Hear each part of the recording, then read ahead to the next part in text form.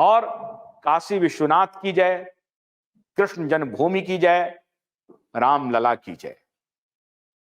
तो भारतीय जनता पार्टी किसी संवेदनशील मुद्दे को अगर अपने पक्ष में राजनीतिक नजरिए से करती है, उसमें किसी का नुकसान तो नहीं कर रही है। आप भी करिए मुद्दे को। केजरीवाल टोटल झूठ बोल करके, फ्रॉड करके, जनता के साथ कंप्लीट धोखा करके वो सत्ता में आ गए, जिसको आप कहते हैं कि झूठा है, ठग है। आपको बाहर कर दिया। बीजेपी को सत्ता से बाहर नहीं किया, कांग्रेस पार्टी को सत्ता से बाहर किया, जो कांग्रेस 15 साल से दिल्ली में सत्ता में थी। आज आपकी स्थिति यह है कि जिसने आपको बाहर किया, आज आप उसके साथ अलायंस कर रहे हैं। मैं हैरान हूं कि राजनीति में किस प्रकार का आदर्श आप देना चाहते हैं।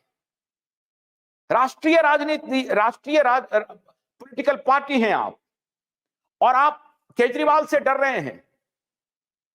केजरीवाल को समझ रहे हैं कि वो हमें पटकनी दे देगा।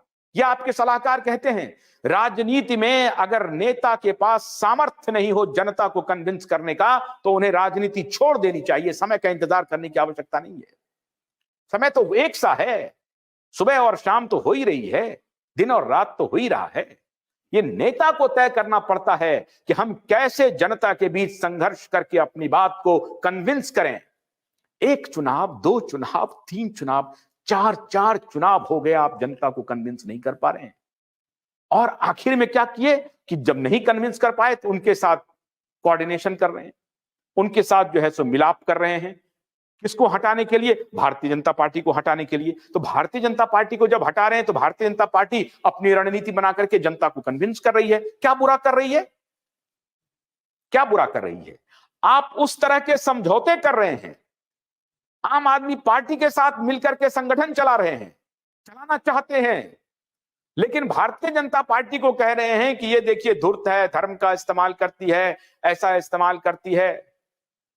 जनता इन सब बातों को नहीं ले पा रही है, बाय नहीं कर पा रही है। मेरे कांग्रेस के मित्रों, बाय नहीं कर पा रही है।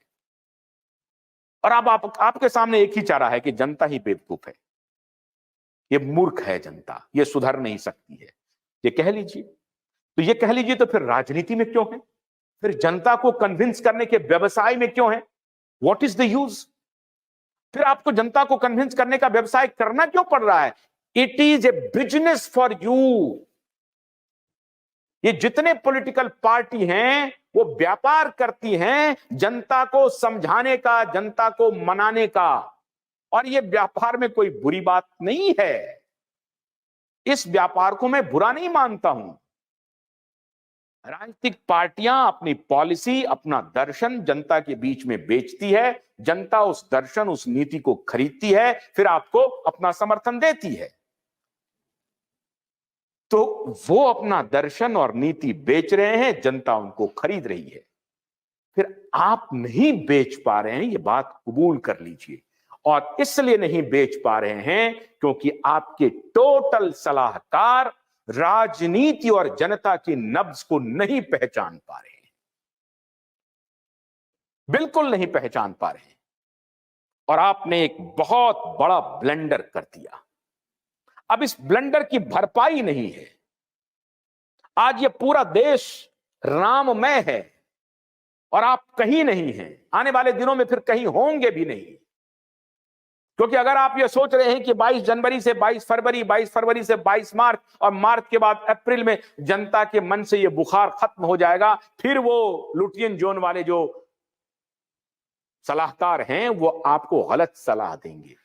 अच्छा, गलत सलाह देने वालों में कुछ पत्रकार भी हैं जो कहते हैं कि मैं तो वहां घूम के आया, मैं वहां घूम के आई, मैं वहां घूम के आया, मैं वहां घूम के आई, राहुल जी ऐसी बात है, राहुल जी ऐसी बात है। अरे राहुल जी, कोई कैसी बात नहीं है।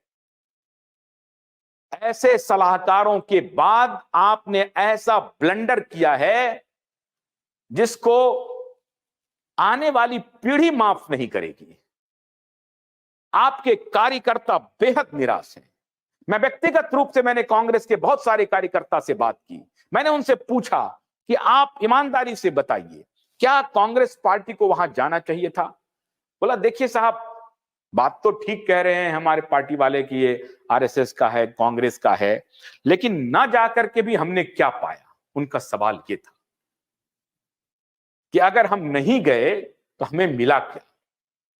कुछ भी नहीं मिला। आप अगर ये सोच रहे हैं कि वो 20% वोट जो हमारे मुस्लिम भाई का वोट है वो इंटैक्ट हो गया आपके तरफ, गलत सोच रहे हैं आप, गलत सोच रहे हैं। लाखों मुस्लिम भाई ऐसे हैं जो अब भारतीय जनता पार्टी की तरफ जा रहे हैं, बड़ी तेजी से जा रहे हैं। बहुत दिनों तक आप उनको अब डरा नहीं पाएंगे, क्योंकि उनको अपना भविष्य देखना है, उनको अपनी पढ़ाई लिखाई आर्थिक समृद्धि देखनी है। उनको लगता है अरे भाई नरेंद्र मोदी हमें कौन सा रोक रहा है, कहां रोक रहा है? वो ठीक है, वो डिमांड कर रहा है नरेंद्र मोदी की ये मंदिर टूटा हुआ था, हम इसको बना रहे हैं, क्या आपत्ति? हमें क्या लेना देना उससे? मंदिर बनाइए, हम भी जाकर के आहुति देंगे। सैकड़ों लाखों हजारों मुसलमानों की प्रतिक्रिया इस राम मंदिर पर सोशल मीडिया पर वायरल है और सबके सब नरेंद्र मोदी के समर्थन में खड़े हैं। आपको गलतफहमी है। एक से एक बड़े मौलवी रामायण की पंक्तियां पढ़ रहे हैं, एक से एक बच्ची जो मुस्लिम बेटी है वो रामायण की पंक्तियां गा रही हैं। अब आप कंफ्यूजन में हैं, आपको लग रहा है कि मुसलमान का वोट मिल जाएगा। अगर आपने वोट ले भी लिया तो भी क्या 80% गायब? ये कौन सोचेगा? आपके जाति का मुद्दा खत्म, गलतफहमी में है। ओबीसी का कार्ड चला क्या प्रदेश में, जिसमें आपकी स्थिति अच्छी थी?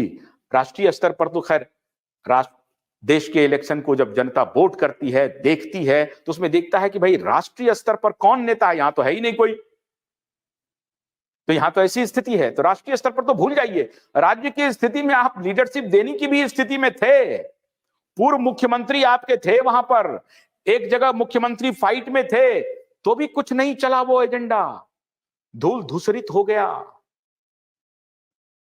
जाति का एजेंडा अब काट नहीं है, क्योंकि आप गलतफहमी में हैं।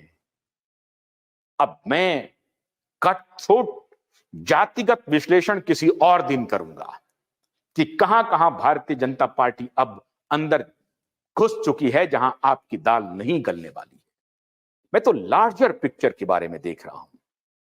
लार्जर पिक्चर यह है कि एक राष्ट्रीय पार्टी कांग्रेस पार्टी जनता के बीच में कोई नैरेटिव खड़ा करने में नाकाम हो रही है और एक के बाद एक फेल्योर लीडरशिप उनकी जो है नया नैरेटिव गढ़ भी नहीं पा रही है।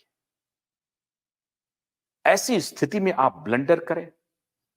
उन्हीं कार्यकर्ताओं में से किसी ने कहा कि अगर हमारे नेता चले जाते तो कम से कम कैमरा हमारे नेता को दिखाते तो रहता, और उस वक्त अगर हमारे नेता रामचरितमानस की चौपाई पढ़ रहे होते तो भी हमारी कुछ साख बच जाती। अब तो मैं जनता के बीच जाऊंगा तो कहते अरे भाई तुम तो राम विरोधी हो। हमारे घर के लोग हमें कह रहे हैं कि तुम राम विरोधी हो। खैर घर के लोग जानते हैं कि हमारी मजबूरी है। उस कार्यकर्ता ने मुझे कहा कि घर के लोग तो जानते हैं हमारी मजबूरी, हम क्या करें। तो कांग्रेस ने सबसे अधिक नुकसान किसका किया? वोटर का नहीं किया, आम जनता का नहीं किया, अपने कार्यकर्ता का कर दिया। जो कार्यकर्ता दो दो हाथ करने के लिए सड़क पर तैयार था, बीजेपी के कार्यकर्ता थे, आरएसएस के लोगों से वो जाते, वो लड़ते, वो भिड़ते, वो कहते हम भी जा रहे हैं राम मंदिर के निर्माण में, खाली तुम्हारा नाम राम नहीं है, ये कह करके कम से कम जनता के बीच में एक संदेश तो देते। वो मुखर होकर के चौक चौराहे पर खड़े होकर के लड़ाई तो कर पाते। उससे भी चले गए हमारे कांग्रेस के कार्यकर्ता।